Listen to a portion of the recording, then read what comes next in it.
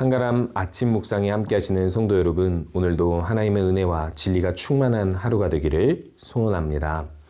민수기 2장 1절에서 34절까지 말씀 함께 보도록 하겠습니다. 모세와 아론에게 말씀하여 이르시되 이스라엘 자손은 각각 자기의 진영의 군기와 자기의 조상의 가문의 기호 곁에 진을 치되 회막을 향하여 사방으로 치라. 동방 해 돋는 쪽에 진칠 자는 그 진영별로 유다의 진영의 군기에 속한 자라. 유다 자손의 지휘관은 암미나답의 아들 나손이요 그의 군대로 계수된 자가 74,600명이며 그 곁에 진칠 자는 이사갈 지파라. 이사갈 자손의 지휘관은 수알의 아들 느다넬이요 그의 군대로 계수된 자가 54,400명이라. 그리고 스불론 지파라. 스불론 자손의 지휘관은 헬론의 아들 엘리압이요 그의 군대로 계수된 자가 57,400명이니 유다 진영에 속한 군대로 계수된 군인의 총계는 186,400명이라. 그들은 제1대로 행진할지니라. 남쪽에는 루벤 군대 진영에 군기가 있을 것이라. 루벤 자손의 지휘관은 스데울의 아들 엘리수리요 그의 군대로 계수된 자가 46,500명이며 그 곁에 진칠 자는 시므온 지파라. 시므온 자손의 지휘관은 수리사떼의 아들 슬루미엘이요 그의 군대로 계수된 자가 59,300명이며 또 갓 지파라. 갓 자손의 지휘관은 루엘의 아들 엘리아삽이요 그의 군대로 계수된 자가 45,650명이니 루벤 진영에 속하여 계수된 군인의 총계는 151,450명이라. 그들은 제2대로 행진할지니라. 그 다음에 회막이 레위인의 진영과 함께 모든 진영의 중앙에 있어 행진하되 그들의 진친 순서대로 각 사람은 자기의 위치에서 자기들의 길을 따라 앞으로 행진할지니라. 서쪽에는 에브라임의 군대의 진영에 군기가 있을 것이라. 에브라임 자손의 지휘관은 암미우스의 아들 엘리사마요 그의 군대로 계수된 자가 45,500명이며 그 곁에는 므낫세 지파가 있을 것이라. 므낫세 자손의 지휘관은 부다술의 아들 가말리엘이요 그의 군대로 계수된 자가 32,200명이며 또 베냐민 지파라. 베냐민 자손의 지휘관은 기드온의 아들 아비단이요 그의 군대로 계수된 자가 35,400명이니 에브라임 진영에 속하여 계수된 군인의 총계는 108,100명이라. 그들은 제3대로 행진할지니라. 북쪽에는 단 군대 진영에 군기가 있을 것이라. 단 자손의 지휘관은 암미사떼의 아들 아히에셀이요 그의 군대로 계수된 자가 62,700명이며 그 곁에 진칠 자는 아셀 지파라. 아셀 자손의 지휘관은 오그란의 아들 바기엘이요 그의 군대로 계수된 자가 41,500명이며 또 납달리 지파라. 납달리 자손의 지휘관은 에난의 아들 아히라요 그의 군대로 계수된 자가 53,400명이니 단의 진영에 속하여 계수함을 받은 군인의 총계는 157,600명이라. 그들은 길을 따라 후대로 행진할지니라 하시니라. 이상은 이스라엘 자손이 그들의 조상의 가문을 따라 계수된 자니 모든 진영의 군인 곧 계수된 자의 총계는 603,550명이며 레위인은 이스라엘 자손과 함께 계수되지 아니하였으니 여호와께서 모세에게 명령하심과 같았느니라. 이스라엘 자손이 여호와께서 모세에게 명령하신 대로 다 준행하여 각기 종족과 조상의 가문에 따르며 자기들의 길을 따라 진치기도 하며 행진하기도 하였더라. 민수기는 두 번의 인구조사를 기록하고 있습니다. 이 인구조사를 하는 장소는 시내산에서 출발해서 가나안 땅으로 가기 전까지 광야에서의 이야기, 광야에서의 인구조사를 이야기하고 있는데요. 이 인구조사의 목적은 하나님의 군대가 되어서 이 적군들과 싸우기 위하여 전쟁을 준비하기 위하여서 편성된 인구조사입니다. 그런데 이 인구조사가 두 번인 이유는 하나님께서 명령하신 대로 가나안 땅에서 가데스 바네아 정탐 사건을 통하여서 가나안 땅에 들어갈 수 있었음에도 불구하고 불순종하여 들어가지 못한 이스라엘이 38년을 더 방황했기 때문인데요. 그래서 첫 번째 인구조사는 1세대에 대한 인구조사고 두 번째 인구조사는 2세대에 대한 인구조사입니다. 그래서 어떻게 민수기 이야기 속에서 이 이스라엘의 1세대가 광야에서 하나님과 동행했는지 아니면 그곳에서 어떻게 어떤 심판을 당하여서 1세대가 죽고 2세대가 들어가게 됐는지를 이야기하고 있습니다. 이 특징적인 것은요, 오늘 본문에서 하나님께서 이 이스라엘 백성에게 진 배치를 세세하게 명령하고 있다는 것입니다. 이 출애굽기 이야기 한번 비교해 볼까요? 출애굽기 이야기는 애굽에서부터 시작하죠. 애굽에서 하나님은 이스라엘 사람을 모세를 통해 구원하십니다. 그리고 이 모세를 통해 구원하신 하나님께서 직접 시내산까지 인도하시고 거기서 하나님의 영광을 성막을 통해서 만나고 보게 하시는데, 여기서 중요한 건 하나님이 직접 군대가 되고 하나님이 직접 이 군사, 한마디로 얘기해서 장군이 되어서 전사가 되어서 이스라엘 대신하여 싸워 주시거든요. 그래서 사실상 이스라엘의 군대가 완전히 편성되었다라고 보기 힘들고, 그리고 또 하나님께서 이스라엘에 많은 의무를 맡겼기보다는 구원의 여정 속에서 하나님의 일하심을 보게 해 주셨다라는 거죠. 그런데요, 이제 하나님의 명령으로 율법을 받고 그리고 또 성막이 지어지고 나서는 하나님께서 이스라엘 가운데 함께 하시면서 시내산에서 출발하게 됩니다. 그러면서부터 오늘의 이야기가 시작됐는데, 하나님께서는 첫 번째 인구조사 후에 이 인구를 파악한 후에 그 인구의 어떤 비율을 맞춰서 진 배치를 하게 하시고, 이걸 통해서 하나님의 군대를 세우십니다. 이스라엘이 하나님의 군대가 된 거죠. 하나님께서 직접 이스라엘 위해 싸우시는 것이 아니라 이제는 이스라엘이 위치와 역할을 배정받아 하나님의 공동체로서 역할을 전쟁을 시작하게 됐다라는 것이죠. 그래서 오늘 살펴볼 말씀은 이렇게 시작하고 있습니다. 2절에 보니까요, 이스라엘 자손은 각각 자기의 진영의 군기와 자기의 조상의 가문의 기호 곁에 진을 치되라고 이야기하고 있고요. 이제 질서를 하나님께서 정하시는데, 동쪽, 남쪽, 서쪽, 북쪽에 진을 치게 하는데 세 지파씩 진을 치게 합니다. 첫 번째, 동쪽은 유다 지파와 이사갈 스불론 지파, 그리고 남쪽은요 르우벤 지파와 시몬 갓 지파, 그리고 서쪽은요 에브라임 므낫세 베냐민 지파이고, 그리고 북쪽은 단과 아셀과 납달리 지파, 이렇게 분배를 하는데, 이 숫자를 보면 18만 명, 15만 명, 10만 명, 15만 명, 이렇게 비율적으로 60만 명을 분배하고 있습니다. 왜 그럴까요? 동서남북 사방으로 무엇을 지켜야 하냐면 하나님이 임재하시는 성막을 지켜야 하기 때문입니다. 그 성막에 거룩하지 못한 부정한 것이 들어오지 못하도록, 하나님의 임재 장소가 훼손되지 않도록 하나님께서 지키시기 위함인데요.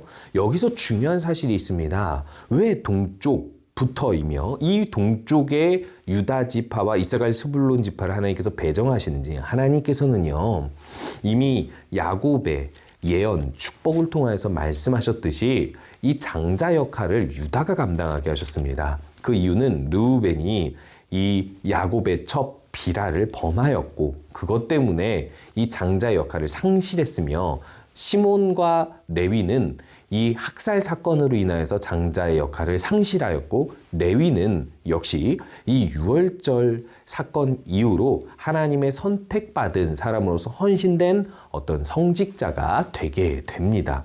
그래서 유다가 이제 장자 역할로서 가장 중요한 책임을 맡는데, 이 성전에서 동쪽은 입구를 말합니다. 그 입구가 출입할 수 있는 입구이기 때문에 많은 사람들의 왕래가 있겠죠. 그래서 그 입구 앞을 가장 거룩하게 잘 지켜내야 하기 때문에 유다 그리고 이사갈 스불론에게 이 중요한 직책을 맡깁니다. 그런데요, 이들뿐만 아니라 동, 남, 서, 북, 사방으로 진을 균등하게 배치하는 이유가 무엇일까요? 다 동쪽에다 배치하지 않고요. 모든 사방이 중요하고 위치와 역할의 중요도가 조금은 다를 수 있어도 모두 중요하기 때문에 이렇게 배치한 것입니다. 이것을 통하여서 광야에서 하나님과 동행하는 길은 한 공동체로서 그 위치와 역할에 맞게 행동하는 것이라고 분명하게 이야기해주고 있는 것이죠. 우리들은요, 역시 교회로서 한 공동체로서 여러 가지 역할을 맡게 됩니다. 새해가 되면 재직, 부서, 그리고 전도회, 자발적인 여러 가지 위치와 역할들이 주어지게 되는데 차라리 그 위치와 역할을 맡지 않았으면 모를까. 그 위치와 역할을 맡는 순간부터는 우리는 하나님을 대신해서 중직을 맡은 것입니다. 차라리 하나님께서 혼자 하시고 우리들은 아무것도 안 하겠다 하시면 하나님이 어떤 역사를 이루실지도 모릅니다. 그런데요, 하나님께서는 그런 방법을 일하시지 않고 하나님은 우리에게 일을 맡기시고 우리가 그 맡은 위치와 역할을 잘 하여서 하나님의 일들을 아름답게 열매 맺기를 원하시는 것이에요. 그게 바로 교회입니다. 우리가 이 땅에서 살아가는 모든 삶은 광야와 같이 척박하고 그리고 위협이 많고 유혹과 시험이 많습니다. 1세대가 넘어졌던 것처럼 우리도 언제든지 넘어질 수 있는 것이죠. 하지만 이 진 배치를 잘 지켜서 하나님의 영광을 위해서 그 위치와 역할을 잘 지킨다면 이 교회는 하나님의 뜻대로 건재하게 이 땅에서 살아갈 수 있을 것입니다. 그러므로 한 해를 시작하는 이때에 우리에게 맡겨진 그 일을 언제나 충실히 감당하는 우리 성도님들 되시기 바랍니다. 두 번째로 이들이 진 배치하는 것을 보면 이렇게 이야기하고 있거든요. 2절에 보니까 회막을 향하여 사방을 치라라고 이야기하고 있습니다. 이 사방으로 진 배치가 치는데 이들이 어디를 향하여 해야 된다는 것이죠? 회막을 향하는 것입니다. 회막은 어디냐면 어떤 곳이냐면 하나님을 만나는 텐트예요. 하나님께서 시내산에서 이들을 만나 주시지 않았습니까? 그런데 이제는 회막을 만들려고 합니다. 그리고 이 회막을 만들어서 회막이 이동을 해요. 너무나도 놀라운 것이죠. 하나님의 성전, 하나님의 임재하는 그 장소가 이동한다는 거예요. 이스라엘이 가는 곳마다 하나님께서 함께 하시겠다는 이건 은혜입니다. 하나님을 만날 수 있는 장소가 이스라엘이 어디를 가든 항상 있다는 것은 은혜입니다. 그리고 이 은혜는 하나님께서 이렇게 이야기하고 있는 거죠. 내가 너희들에게 은혜를 준다면 은혜를 바라봐라입니다. 하나님 중심으로 하나님의 은혜를 바라봄으로 우리가 하나님 주시는 힘으로 살 수 있도록 하시기 위함이죠. 그런데요, 중요한 사실은요, 이 회막이 중앙에 있고 회막을 향하여 모든 사방에 텐트가 이 회막을 향하여 있으면 어디로 출입하게 되는 것이죠? 아침에 일어나고 잠을 잘 때 이 모든 일상생활의 입구가 다 회막을 향하여 있기 때문에 하나님을 매일 볼 수밖에 없는 구조입니다. 그런데 더 중요한 사실은 이 회막을 지켜야 될 이 이스라엘의 진 배치가 이 입구가 이 회막의 바깥쪽이 아니라 회막 안쪽으로 이렇게 보고 있다라면 이 적군이나 들짐승 이런 어떤 위험한 것들이 침투할 수 있는 거거든요. 그럼에도 불구하고 회막을 향하는 이유는 하나님을 바라보면 하나님이 책임지시고 지키시기 때문입니다. 우리가 매일 어떻게 사는지를 돌아볼 필요가 있습니다. 우리가 이 광야와 같은 세상을 살면서 우리가 항상 바라봐야 되는 것은 하나님이에요. 하나님 말씀이에요. 하나님 은혜를 바라보는 것이 가장 중요합니다. 그래야지 우리가 승리하는 삶을 살 수 있기 때문에 그런 것이죠. 우리들은 예전에는 교통이 잘 발달하지 않았을 때는 항상 교회 앞에 집을 얻곤 했고 교회를 바라보면서 우리들은 매일 걸었어요. 산 하나, 언덕 하나를 넘어서라도 우리들은 10km를 걸어서라도 매일 부흥회를 참석하기 위해서 걸어갔다가 오곤 했었죠. 그런데요, 이제 교통이 발달해서 우리들은 먼 곳에서도 교회를 찾아올 수 있게 되었습니다. 1시간이 됐든 몇 시간이 됐든 우리들은 편하게 대중교통이나 어떤 자가를 통해서 이렇게 함께 모일 수 있게 되었어요. 그런데 더 중요한 사실은요, 이런 교통의 발달뿐만 아니라 이렇게 영상의 발달로 인하여서 우리들 매일 아침 묵상을 할 수 있지 않습니까? 심지어 이렇게 성경책이 매일 우리에게 주어져 있어요. 어떤 핸드폰, 어플, 영상, 방송을 통해서 우리들은 언제나 하나님의 말씀을 들을 수 있습니다. 그런데요, 우리들은 정말 이 회막을 향하는 삶, 하나님의 은혜를 바라보는 삶을 살고 있는지를 돌아봐야 됩니다. 매일 하나님 말씀을 듣고 하나님 말씀을 보고 그리고 하나님을 향하여 교회 모임을 위해서 우리가 시간을 쓰고 에너지를 쓰고 있는지를 돌아봐야 된다는 것이죠. 그렇지 않으면 우린 승리하는 삶을 살기 어렵습니다. 그러면 세 번째로 마지막으로 우리가 중요하게 생각하거든요. 이들의 행진입니다. 이들의 행진을 보면 이렇게 행진하고 있습니다. 17절에 보니까 회막이 레위인의 진영과 함께 모든 진영의 중앙에 있어 행진하라고 이야기합니다. 이 동쪽, 남쪽, 서쪽, 북쪽의 행진을 어떻게 하냐면 동쪽부터 제1대, 2대, 그 다음 그 중앙에 레위인과 함께 이 성막이 진행하게 되어 있는데요. 그 다음 제3대, 제4대, 후대가 이렇게 4개가 이 성막을 보호하면서 이렇게 행진을 하게 됩니다. 그런데 중요한 사실은 제1대와 2대는 뒤를 볼 수가 없어요. 그죠? 그리고 그 바로 뒤에 3대 말고 맨 뒤에 후대도 역시 이 성막을 볼 수 없습니다. 근데 왜 이렇게 행진하는 것이죠? 이 성막을 중앙에 위치시키는 이유는 딱 하나입니다. 왕의 행차입니다. 하나님이 우리의 신이며 왕이며 이 하나님께서 우리와 함께 전진할 때는 우리가 하나님을 왕으로 모신다라는 걸 보여준다는 거예요. 그러면 우리 그리스도인이 이 땅에서 살아가는 것은 무엇이냐? 이렇게 왕의 행차를 모시듯이 하나님을 모시고 사는 거라는 거예요. 우리가 어딜 가서 무슨 말을 하고 무슨 행동을 하든 누구에게 하나님 말씀을 전하든 기도를 하든 뭘 하든 우리들은요 하나님을 우리 마음속에 모시듯이 진짜 모시고 있죠. 그리고 하나님을 경외하는 마음으로 하늘에 계신 하나님을 경외하고 사랑하는 마음으로 우리들은 말하고 행동하고 전도하고 사랑해야 된다라는 것입니다. 누군가가 나에게 돌을 던져도 누군가가 나에게 악한 말을 할지라도 내가 하나님을 경외하고 하나님을 모시기 때문에 그 사람을 함부로 대하지 않고 또 내가 가끔은 내 이기심에 내가 원하는 것만 하고 싶을 때 내 편한 대로 살고 싶을 때가 있다 하더라도 그래도 나는 하나님을 경외하고 하나님을 모시는 삶을 살아야 되니까 오늘 하나님을 예배하고 오늘 하나님을 찾아 기도하러 나아가자. 이렇게 하나님 중심의 삶, 하나님이 우리의 왕이 된 하나님을 경외하는 삶을 살아야지만이 온 세상은 하나님이 왕 되심을 보고 우리에게로 주님께로 돌아온다는 것입니다. 그렇기 때문에 오늘 한 가지를 분명히 기억합시다. 우리 하나님은 우리의 행진 가운데 중앙에 위치해야 합니다.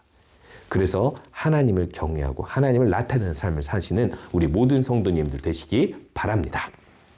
우리 함께 기도하겠습니다. 먼저 하나님께서 우리에게 맡겨주신 위치와 역할을 충실히 감당하게 하여 주시옵소서. 또한 매일 하나님을 바라고 하나님을 왕으로 모시며 살아가게 하여 주시옵소서. 특별히 제2국의 피터 폴린 선교사의 가족 건강과 평안을 위해서 함께 기도하도록 하겠습니다. 하나님 아버지 주님 감사합니다. 우리가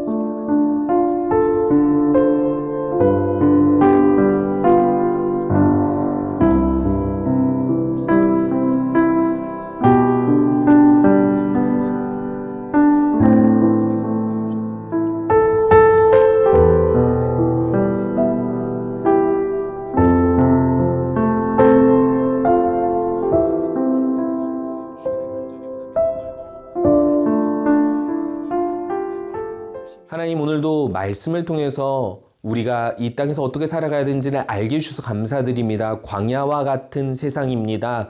들짐승과 적군들이 우리 곁에 항상 위협하듯이 사탄은 우리를 넘어지게 하려고 합니다. 하지만 우리에게 하나님께서 교회라는 공동체를 주셨습니다. 우리가 교회로서 함께 맡은 모든 위치와 역할에 충실히 함으로 하나님 영광을 드러내면서 살게 하여 주시옵시고 무엇보다 매일 하나님을 바라보며 하나님 말씀 묵상하고 기도하는 일에 우리의 모든 힘을 다하여 그 힘으로 승리하는 삶을 살게 하여 주시옵시고 항상 하나님 왕으로 모심으로 인하여서 하나님을 경외하기 때문에 사랑하고 하나님을 경외하기 때문에 하나님 말씀을 전하고 예배하며 기도하는 삶을 살 수 있도록 그렇게 하나님을 전하는 삶을 살 수 있도록 주님 인도하여 주시옵소서. 제국의 피터 폴린 선교사님 함께 해주셔서 가정에 항상 평안을 허락해 주시옵시고 건강 지켜 주시옵시고 언제나 그 사역의 모든 열매가 아름답게 맺어지게 하여 주시옵소서. 예수님의 이름으로 기도합니다. 아멘.